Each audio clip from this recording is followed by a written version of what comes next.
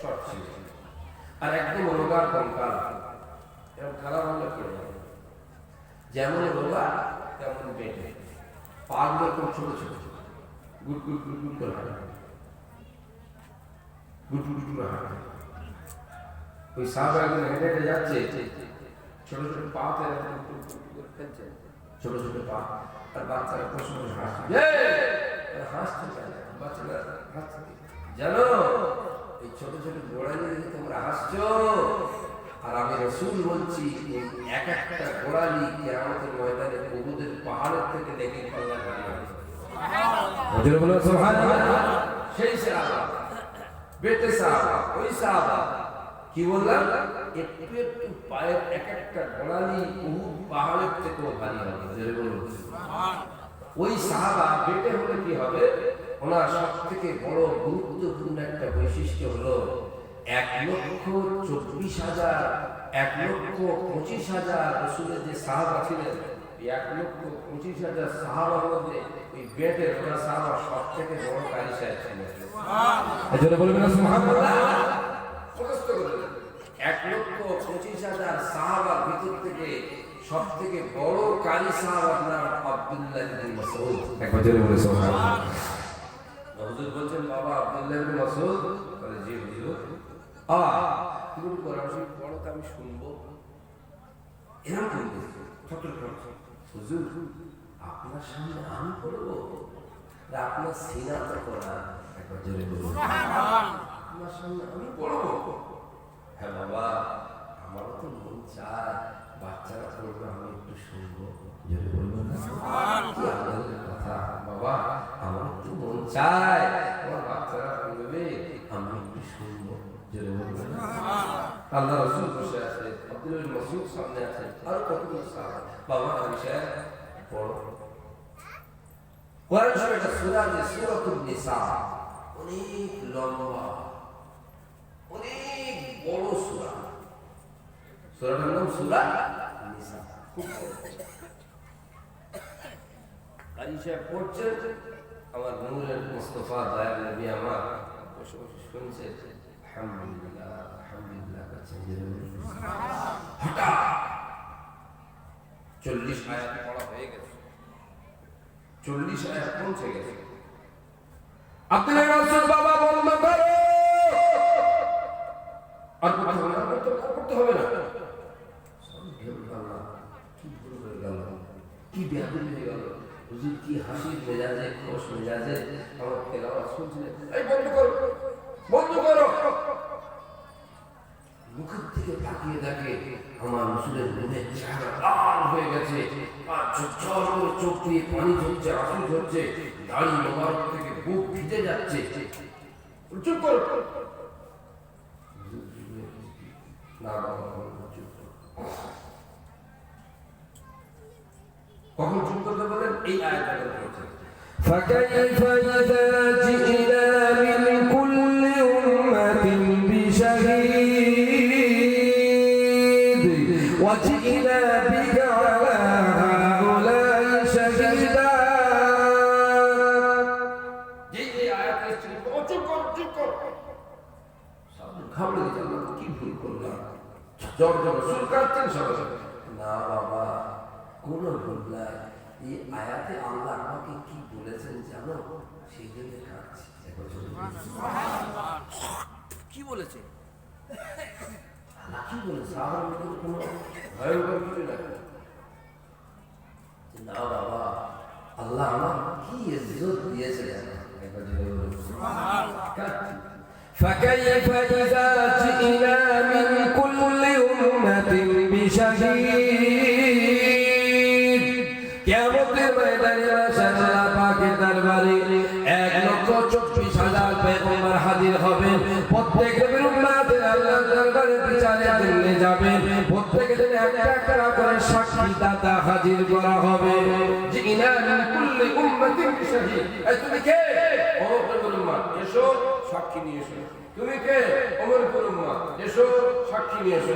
তুমি কে? وجئنا بك على هؤلاء شهيدا। সেই দিনে আমি আমার আখিরি জামানা নবীকে আখিরি জামানা নবীকে আমি আল্লাহ পাক একমাত্র সকলের উপরে সাক্ষী দাতা বানাবো। বলুন সুবহানাল্লাহ। ওয়াজিনা বিকা হালা হাউলাই শাহিদা, আপনি একা হবেন সকলের উপরে একমাত্র সাক্ষী দাতা। বলুন সুবহানাল্লাহ।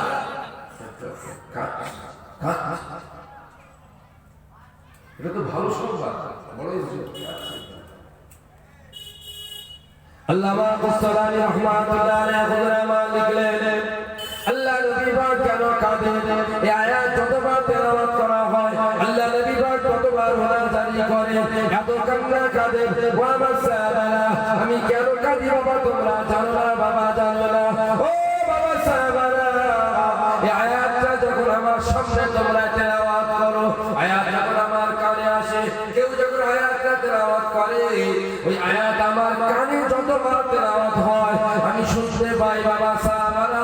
কি বলবো বাবা সাহাবারা, ওই আয়াত শোনার সঙ্গে সঙ্গে আমি রাসূলুল্লাহ এই মদিনার দরবারে বসে বসে কিয়ামতের ময়দানটা আমি রাসূলুল্লাহ চোখে দেখতে পাই।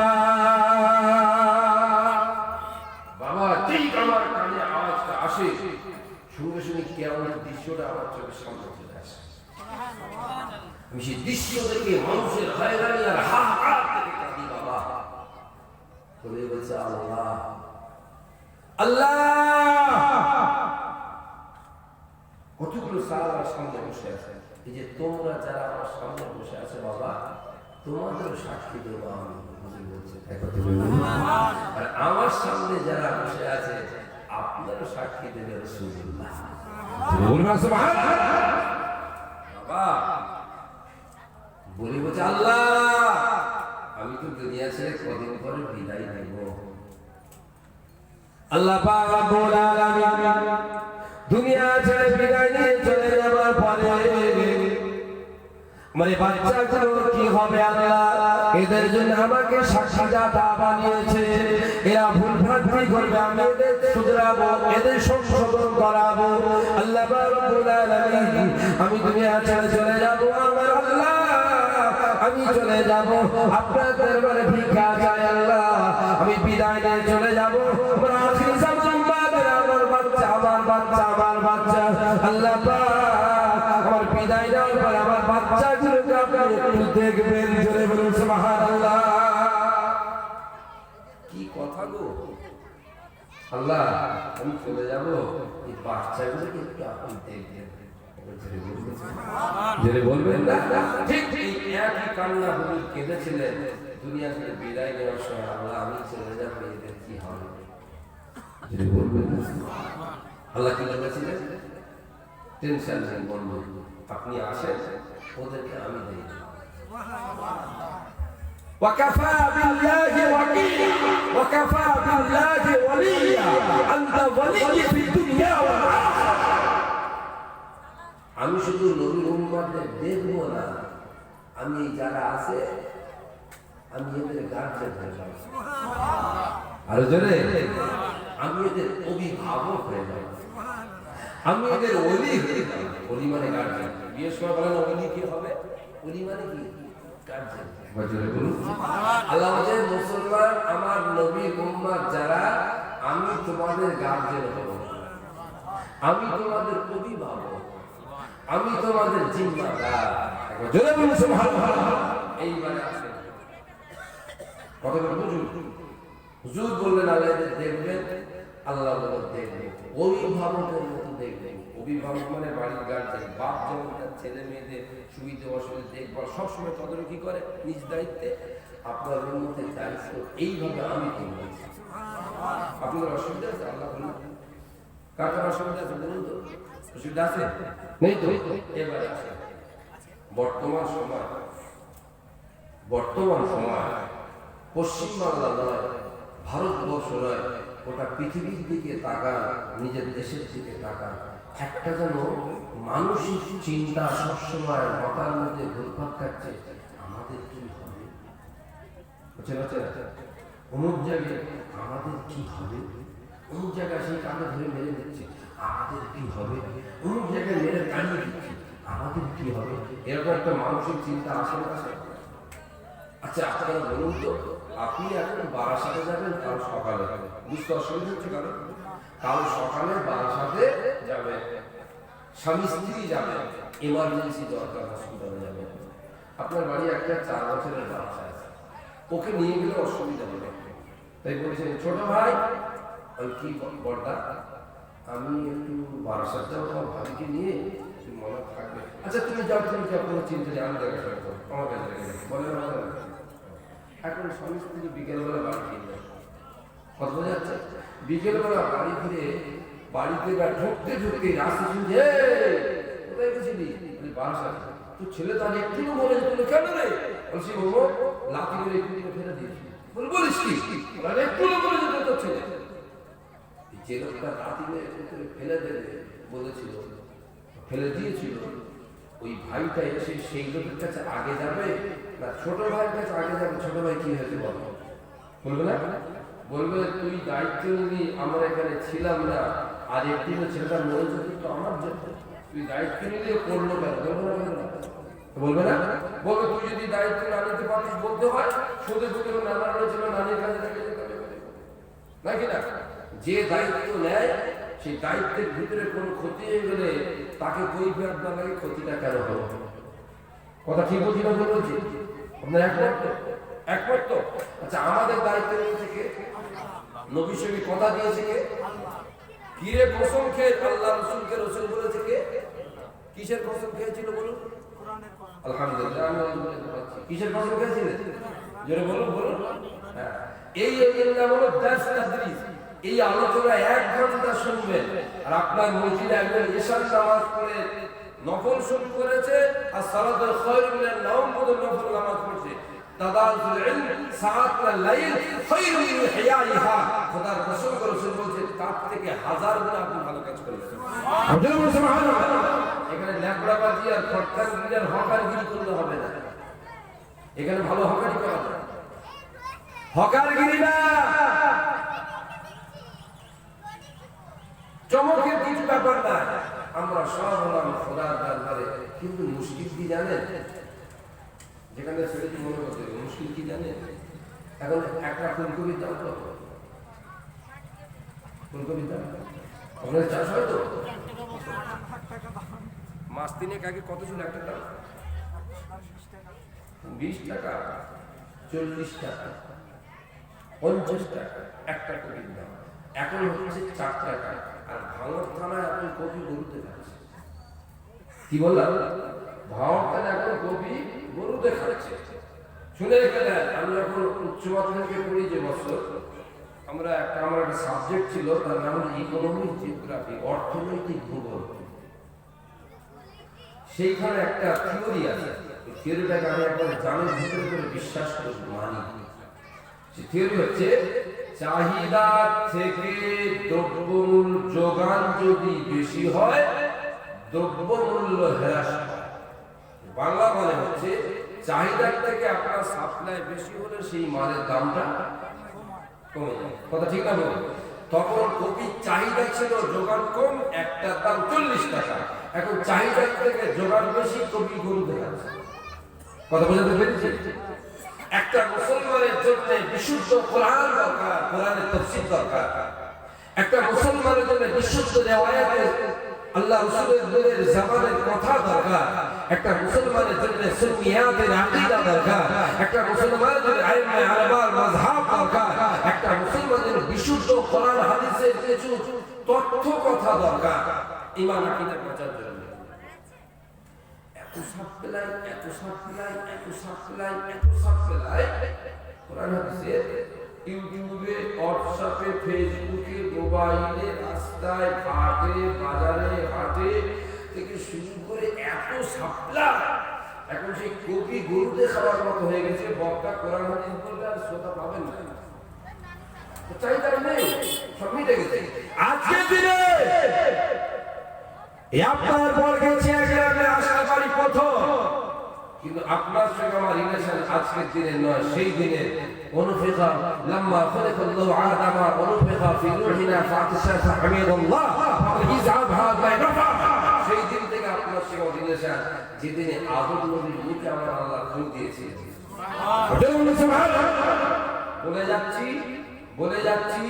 বলে যাচ্ছি ঈমান বাঁচাবার জন্য, আমল বাঁচাবার জন্য, হানাফি মাযহাবের খিদমতের জন্য, আউলিয়া কেরামদের গোলামতির জন্য, সুন্নাতুল জামাতের মজবুতি আকীদার জন্য, সুন্নিয়াতকে রক্ষা করার জন্য একটা কথা বলে যাচ্ছে অনুরোধ করে, XYZ ম্যাক্সিমাম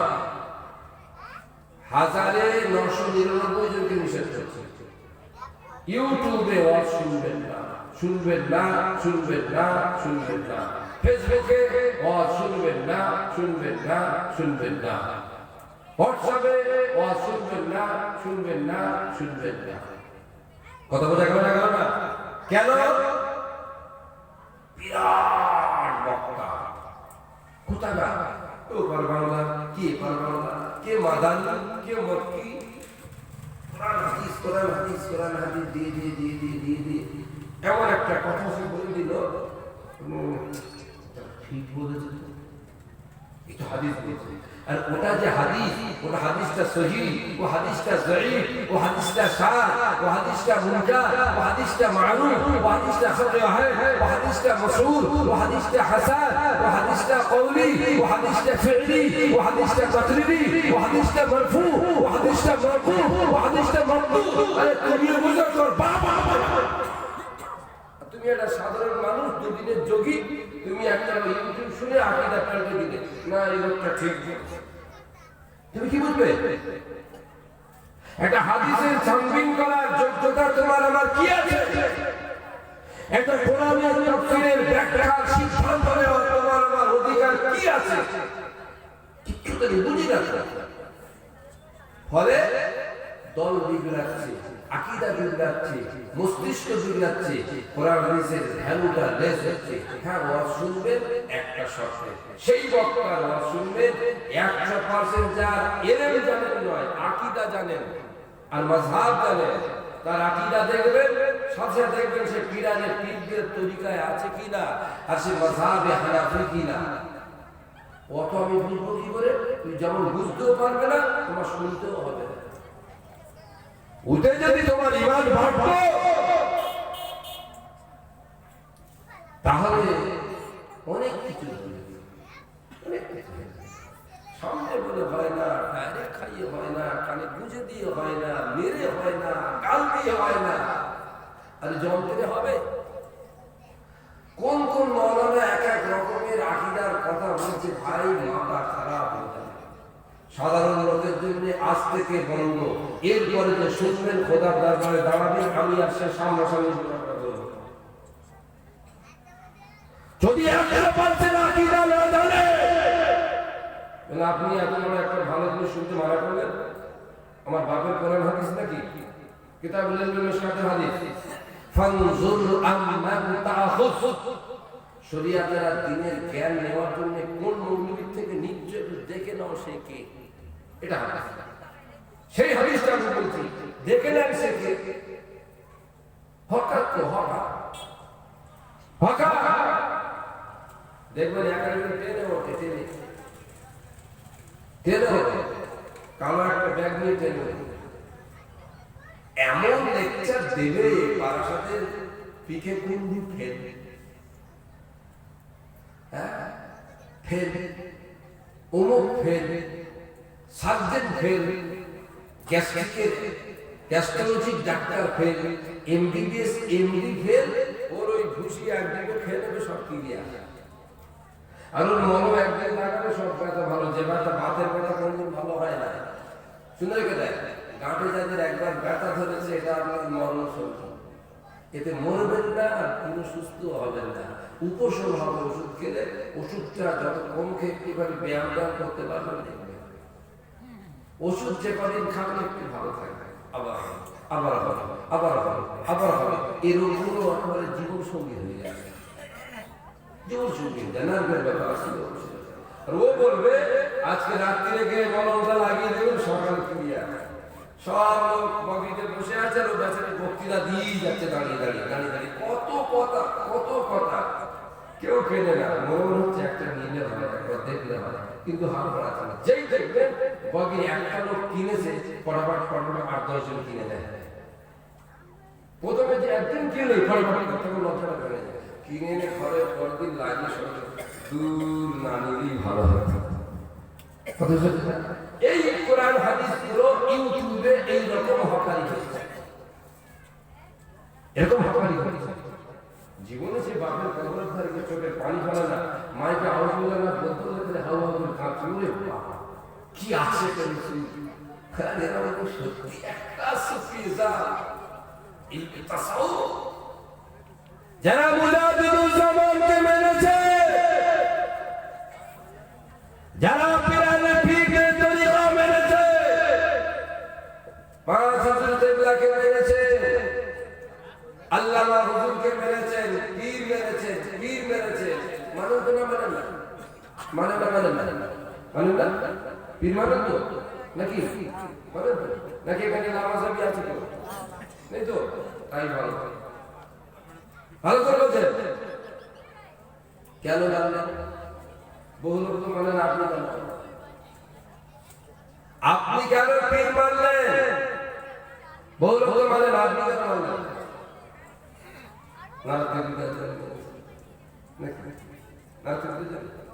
কেন পীর মানেছেন? এই জন্যই পীর মানতে হয়। আমরা শুধু মানুষ হিসেবে পৃথিবীতে গরু ছাগলের মতো খেতে আসি, আমাদের ভিতরে অনেকগুলো পার্টস আছে। একটার নাম তাল গাছ, একটার নাম যেখানে যেখানে হাত দেবো সেই জিনিসটা সেই জায়গায় আছে, লক্ষ্য করবে। একটার নাম তাল, একটার নাম রূহ, একটার নাম সের, একটার নাম নফস, একটার নাম সফি, একটার নাম আখফা, আর সবগুলোর নাম আতশ খাকবা। এই যে পাঁচগুলো যন্ত্রগুলো আছে, এই যন্ত্রগুলো সবাই স্টপ, এই যন্ত্রগুলো স্টার্ট দিয়ে চালাতে হয়। এই স্টার্ট দিয়ে যন্ত্রগুলো চালাবার জন্য কোনো মাদ্রাসার সিলেবাসে আমি কই দেখিনি, কোনো খারজি মাদ্রাসার সিলেবাসও নেই, হাফিজি মাদ্রাসার সিলেবাসও নেই, সিনিয়র মাদ্রাসার সিলেবাসও নেই, হাই স্কুলও নেই, কলেজও নেই, মুক্তবও নেই, কোথাও নেই। একমাত্র এর সিলেবাসের চাবি, এই যন্ত্রগুলো চালানোর চাবির যে সিলেবাস, ওই সিলেবাসটা আছে হাক্কানি পীরের কাছে। হাক্কানি পীরের হাতে হাত দিতে হয়, হাত দিয়ে ওই যন্ত্রগুলোকে ওয়াশ করতে হয়, ওয়াশ করার পরে সার্ভিস করতে হয়। সার্ভিস করলে ওই যন্ত্রগুলো রানিং হয়ে যায়। এদের এক একটা রং আছে, এই কালবের রং আছে, ফুটে যাবে লাল রঙ, এর রং আছে সাদা, চকচকে ফুটে যাবে, এর রং আছে নীল, ফুটে যাবে, এর রং আছে হলুদ, ফুটে যাবে, বুঝতে পারবে ফুটবে। এই ক্লাসগুলোর জন্য তো কোনো জায়গা নেই, একটাই জায়গা ছিল হাক্কানি পীরের বাড়ি। বলে আমি তো পীর বানি ক বছর? 30 বছর। এখানে সব কাদেরিয়া তরিকা ফজরের দরুদটা পড়ো, 30 বছর তুমি এসে পড়ো। চিশতিয়া তরিকার এশার দরুদটা পড়ো, কাদেরিয়া খাজা বাবা জিন্দাবাদ, চিশতিয়া তরিকা জিন্দাবাদ, দাদা বাবু জিন্দাবাদ, চার তরিকা জিন্দাবাদ। এসো নবী ইসলাতে একজাবি জিকিরের মাকামগুলো বলো। ন্যূনতম ইনফানের ক্লাস হলো ফজরের দরুদ, এশার দরুদ, কাদেরিয়া তরিকার আলাদা, চিশতিয়া তরিকার আলাদা, নকশবন্দি মসজিদ তরিকার আলাদা। এসো তুমি 30 বছর তুমি বলছো এসো, তা তো জানি না, তুমি খালি এরকম করে ঘুরছো, দেখেছি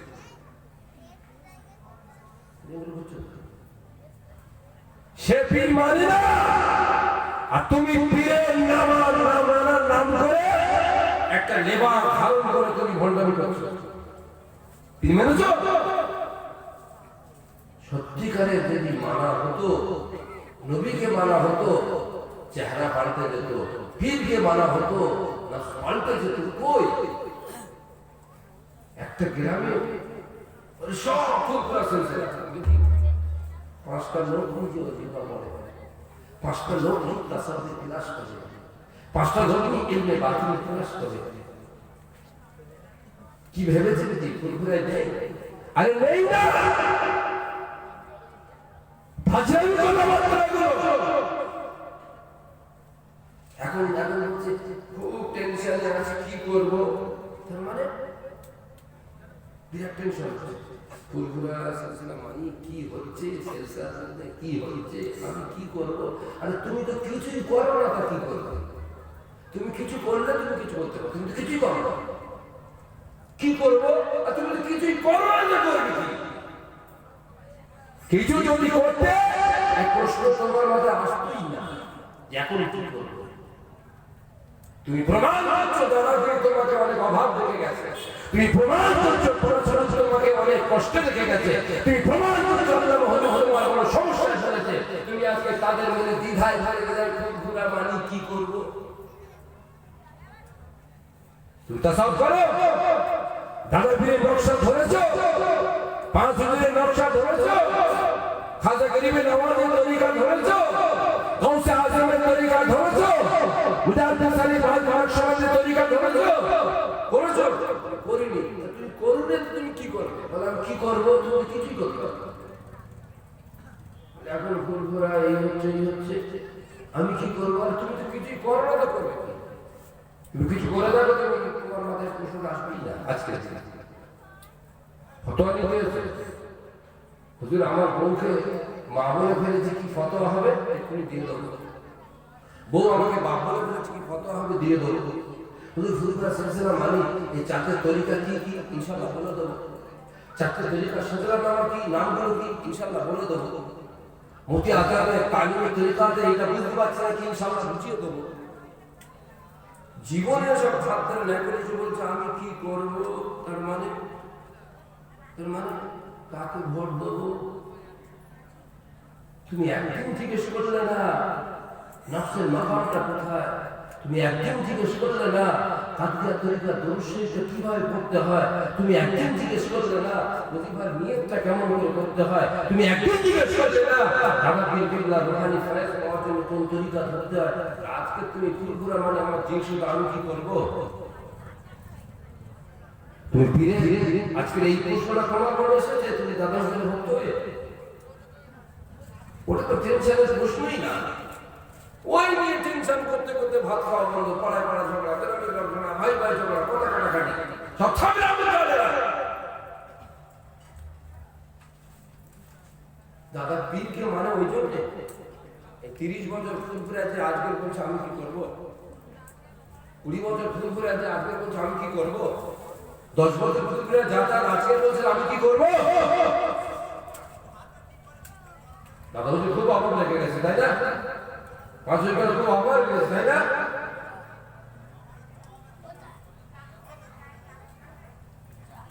যেটা ভালো লাগবে সেটা করবে। তো অ্যানসার তো কোরআন হাদিস এটা বলতে হলে করবেন না কেন? যেটা ভালো লাগবে সেটা করবে, মিটে গেল পাঠ।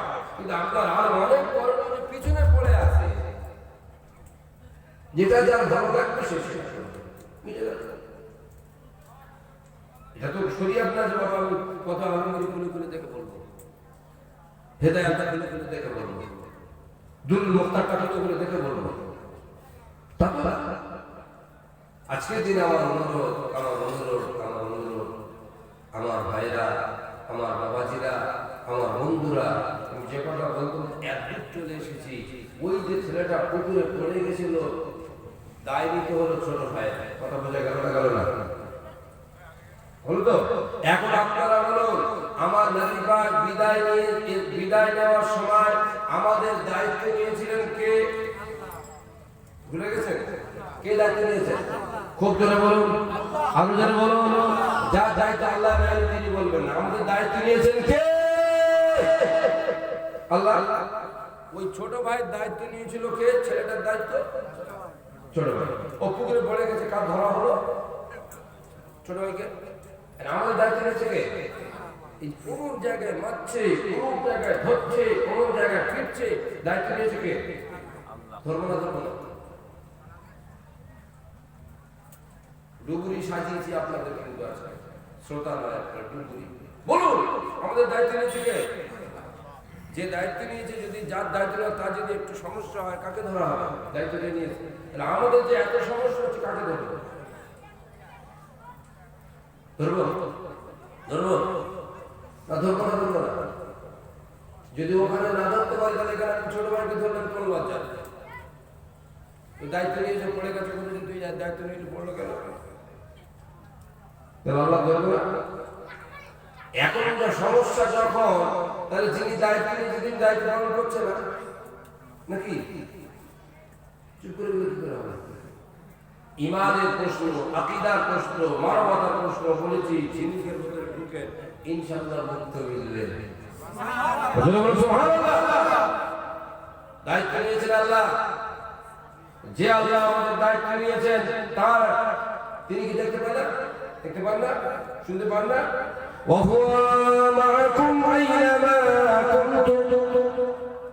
যেখানে যা ঘটছে তিনি প্রেজেন্ট দেখতে পাচ্ছেন না? তা আমার তুমি দায়িত্ব নিলে আমরা তোমার পিকচার দেখছি ব্যাপারটা কি এটা বলবো? বলা যাবে? কি করবো? কিছু একটা সিদ্ধান্ত আসবে, তাহলে তুমি দায়িত্ব নেই। আর আমার নবীকে তাহলে ফলস সান্ত্বনা দিয়ে তাও তো আল্লাহ ফলস বলে না, আল্লাহ ফলস বলে? ফলস তো বলেন না, ফলস বলেন না। নবীকে সান্ত্বনা দিয়ে নিজের কাছে নিয়ে নিলেন, আমরা তো নবীকে ছাড়তাম। আল্লাহ আমরা করবো না, আমাকে আল্লাহ না আমাকে দিয়ে দেয়, আমি তো দেখবো। একবার জোরে বলুন, জোরে বলুন। দেখবো আপনি নিয়ে নিলেন, আমাদের হচ্ছে কি করবো এখন? বিসমিল্লাহির রাহমানির রহিম। আহাসিবান নাস আন ইউতরাকু আন ইয়াকুলু আমান্না ওয়া হুম লা ইফতানুন।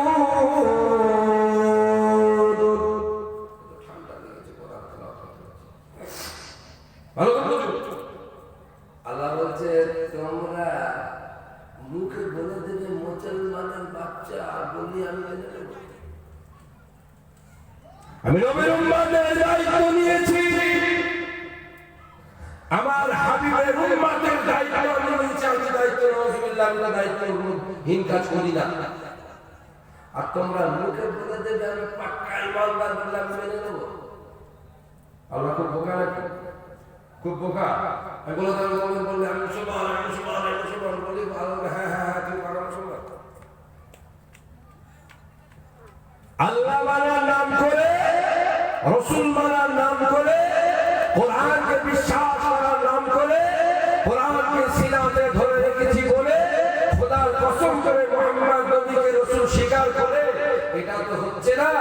দুটোর একটা, হয় যিনি দায়িত্ব নিয়েছেন তিনি দায়িত্ব পালন করেননি, অথবা যাদের দায়িত্ব তিনি নিয়েছেন আমরা তা হতে পারিনি। কোনটা? তাই মরবো।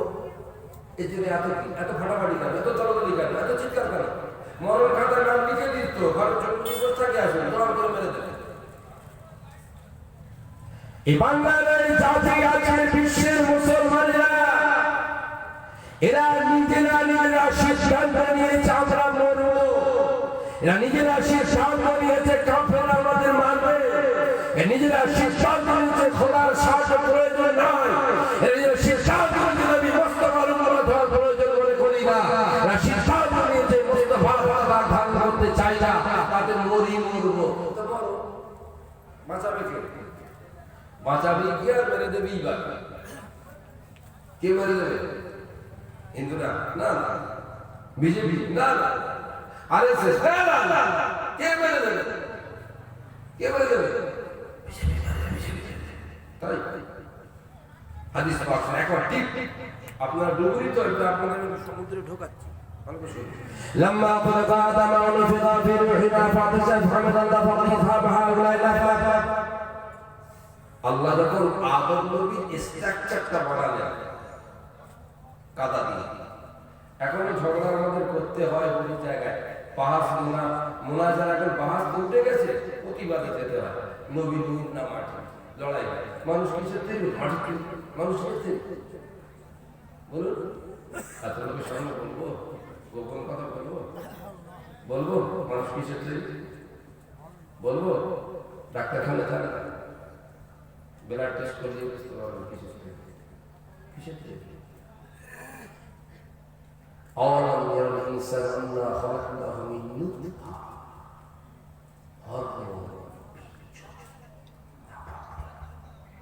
মানুষ কিসের থেকে? মাটিতে আরে এক ফোঁটা নাপাক পানি, তার নাম বাংলায় আছে উদাইতে হরমোন আছে না নেই? ওইটা কারণ মাইনাস আছে, দেখি কি করে আদম সন্তান হয়। মানুষ তৈরি হলো নাপাক পানি হরমোনের, আর আদম নবী তৈরি হলো মাটির। মগজ ক্লিয়ার করে দেন, আদম নবী হলো মাটির সৃষ্টি, আমরা তার বেটা, তাই বাসূত্রে আমরা মাটি, আসলে আমরা এক ফোঁটা বিচ্ছেদ তৈরি। কথা বোঝা গেছে না? জানি এটা হলো কোরআন, এটা হলো কোরআন, এটা হলো কোরআন। কি মাটি মাটি মাটি মাটি করে আমাদের সঙ্গে ঝগড়া করে আসছে মানুষ মানুষ।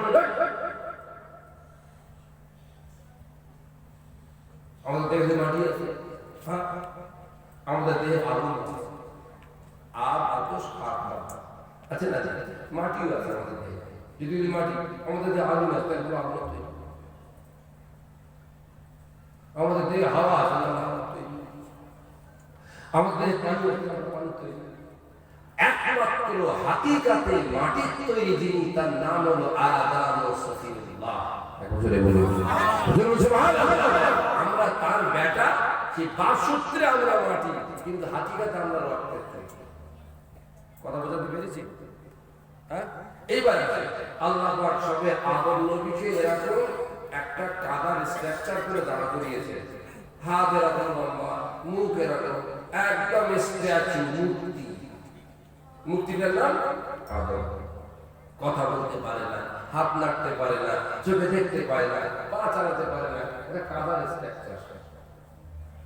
লম্বা খুলিকা আদম ওয়া নুফিকা ফির-রূহ,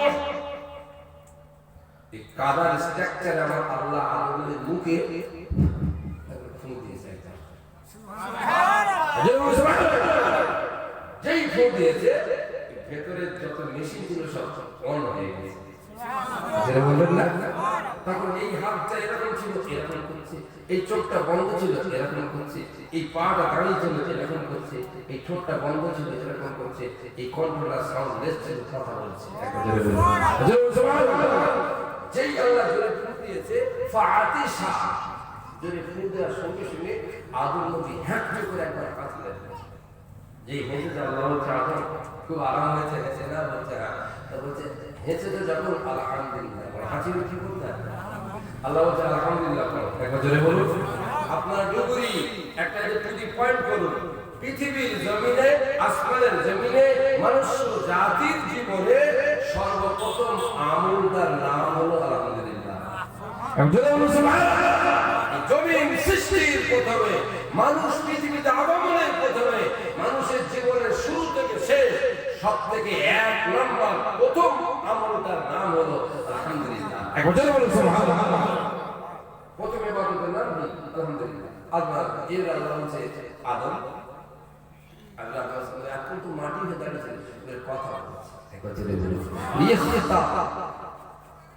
আদম এইটা আমার হাত, আমার দুটো হাতের মধ্যে তুমি একটা হাত পছন্দ করে নাও। একবার আল্লাহ কেমন আমাকে জিজ্ঞেস করো, আসলে আল্লাহর হাতটা কেমন? একটাই উত্তর হবে, আল্লাহর হাত আল্লাহর হাতের মতো। আল্লাহর পা কেমন? আল্লাহর পায়ের মতো।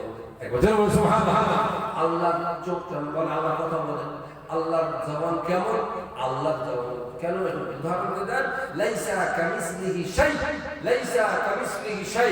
জমিন আসমানে আল্লাহর সঙ্গে তুলনা করার মতো কোনো জিনিস নেই। একবার জোরে বলুন। আমি কি সঙ্গে তুলনা করব? নেই তো আমি বলবো কি করে? বলতে পারি হাওয়া, তাও তো বলতে পারবো না, হাওয়া তো দেখা যায় না। তাহলে বলো আমার আল্লাহ হাওয়ার মতো, তা তো না, আমার আল্লাহ হাওয়ার মতো না। সেন্ট এ তো দেখা যায় না, তাহলে আমার আল্লাহ সেন্টের মতো, তাও তো না। আমার আল্লাহ আকারও নয়, নিরাকার নয়। আল্লাহ কেমন? আল্লাহর মতো। একবার জোরে বলুন। নারে তাকবীর, নারে তাকবীর। আলা হযরত ভাইজান হুজুর কিবলা, নারে তাকবীর। আলহামদুলিল্লাহ, সকল আলহামদুলিল্লাহ। তো আমার ভাইরা, ওই আদম আলাইহিস সালামকে আল্লাহ যখন সৃষ্টি করলেন, হাত ছিলেন, কিন্তু আল্লাহ আপনার দুটো হাত সমান, আমি কোন হাতটা নেব? আদম একটা হাত দিতে হবে, এদিক শোনো, চোখ যেদিকে মন সেদিকে, একটা কোরআন ভুলে গেলে মুশকিল হয়ে যাবে, খেটে খেটে খরচ করতে হচ্ছে। আদম, আমার দুটো হাতের মধ্যে তুমি একটা হাত পছন্দ করো। আল্লাহ আপনার দুটো হাত তো সমান, বলছে একটা নাও, আমি আদম আমি ডান হাতটা নাও। আমাদের দ্বিতীয় আমল শুরু হলো পৃথিবীর জমিনে মুসলমানদের ডান দিক থেকে সব কাজ শুরু করা। মুসলমানরা ডান হাতের গুরুত্ব দেয় সবচেয়ে বেশি। আল্লাহ কোন হাতকে আদমী পরিষ্কার করলে? ডান হাত। যার ডান হাতে আমল সে না যাক, আমল নামা যাক ডান হাতে সে না যাক। তো আদম নবী ডান হাতটা, যেই ডান হাতটা পছন্দ করেছে আল্লাহ এই দেখো মুঠো করা ছিল, হাতটা খুলে দিয়েছে। শুনতে গল্প লাগছে তাই না? একেবারে নিখুঁত নির্ভেজাল সহি সনদযুক্ত রেওয়ায়েত। আচ্ছা আদম আবার ডান হাতটা নিয়েছে, দেখো দেখতে দেখো যে মান হাউলা ইয়া রাব্বি, এর মধ্যে গিজ গিজ গিজ গিজ গিজ গিজ গিজ গিজ আল্লাহ হাতে দিলেন। বলছে আল্লাহ এসব করা এসব কি? হাযিহি যুররিয়া, আদম জানো না? আদম জানো না? বলে কি? বলে এই আমার হাতের মুঠোর ভিতরে আছে, সব তোমার বেটা বেটি। আর যারা বলুন সুবহানাল্লাহ, যেটাই দেখবে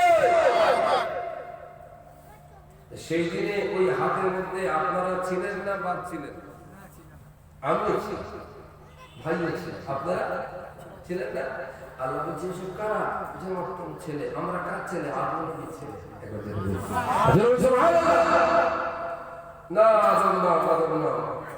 নারে তাকবীর, নারে তাকবীর। আলা হযরত ভাইজান হুজুর কিবলা, আলা হযরত ভাইজান হুজুর কিবলা, আলা হযরত ভাইজান হুজুর কিবলা, আওলাদে মুজাহিদুল জামান। নারে তাকবীর, নারে তাকবীর। সকলে বলুন আলহামদুলিল্লাহ, জোরে বলুন। আমি যে আয়াত দিয়ে শুরু করেছিলাম সেই আয়াতের ৪র্থ নম্বরে ছিল হক্কানি আল্লাহর ওলি, তাই না? ৪টে রাস্তা আল্লাহ রকম সেই ওলির আল্লাহ দেশে গেছে, জোরে বলবেন না? জোরে বলুন সুবহানাল্লাহ। তো আদম আলাইহিস সালাতু ওয়াস সালাম যখন আল্লাহ ডানা কোন এগুলো কারা বলছে সব তোমার ছেলেরে, এই পৃথিবীর জমিনে কিয়ামত পর্যন্ত যত মানুষ জন্মাবে সব তোমার ছেলে, এই দেখে নাও তোমার ছেলেগুলো। সেদিনে এই মুখগুলো আদম নবী দেখেছে। আল্লাহ বলবেন না সুবহানাল্লাহ। আল্লাহ গলায় কি দেখে? সকলের গলায় একটা করে তাবিজ, প্রত্যেকের গলায় একটা করে তক্তি ঝুলছে, প্রত্যেকের গলায় এরকম গলায় একটা করে সবাই।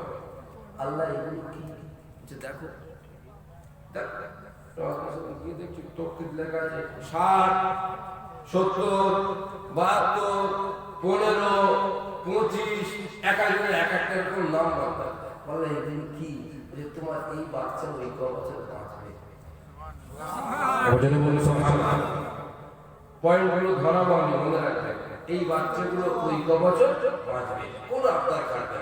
ওই ভিতর থেকে একটা সন্তানের দেখে আদম আলাইহিস মায়ের যেই বলেছে এইগুলো সব বাঁচবে, ক বছর লেখা আছে? আল্লাহ আমার এই ছেলেটার বয়স ক বছর, দেখি কি সুন্দর দেখতে এই ছেলেটা।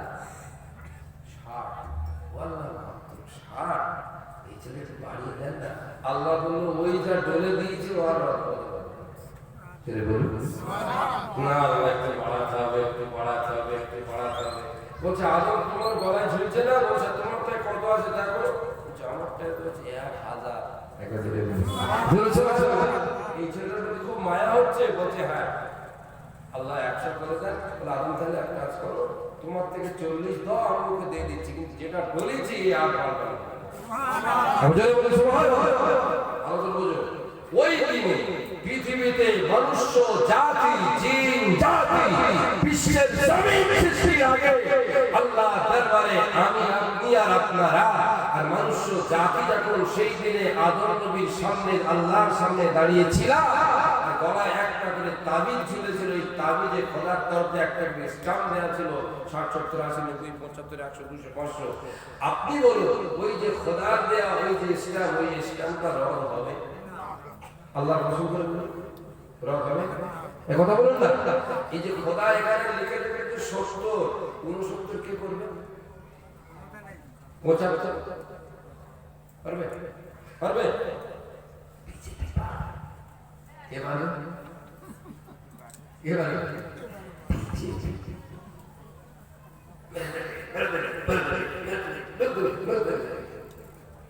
যখনই 70 কমপ্লিট বসে আছে, দুধ বসে আছে, টপ করে একটা রিসালাত এসে গেল, লেখা আছে মোহাম্মদ বাকিউল্লাহ ওইটা হয়তো চাকরি করে, 70 সোমবার বেলা 2:03 আসে কে? কে আসে? নবী হলো আল্লাহ রাসূলুল্লাহ আর আল্লাহ আলাইহি ও বলবে মানো। এখানে ইমানের দাবি আছে, এখানে আকীদার মাসলা আছে, মুস্তাফার রিসালাতের নূর আছে, মুস্তাফার উম্মতের নূরানি জজবা আছে।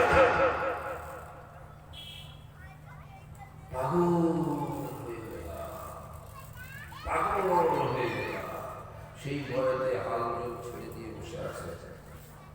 ওয়ালা তাহিনু, তোদের দায়িত্ব নিয়েছি, কম দায়িত্ব কে নিয়েছে? নাউজুবিল্লাহ। আল্লাহ কোনো রং কথা বলে? কথা বলুন না।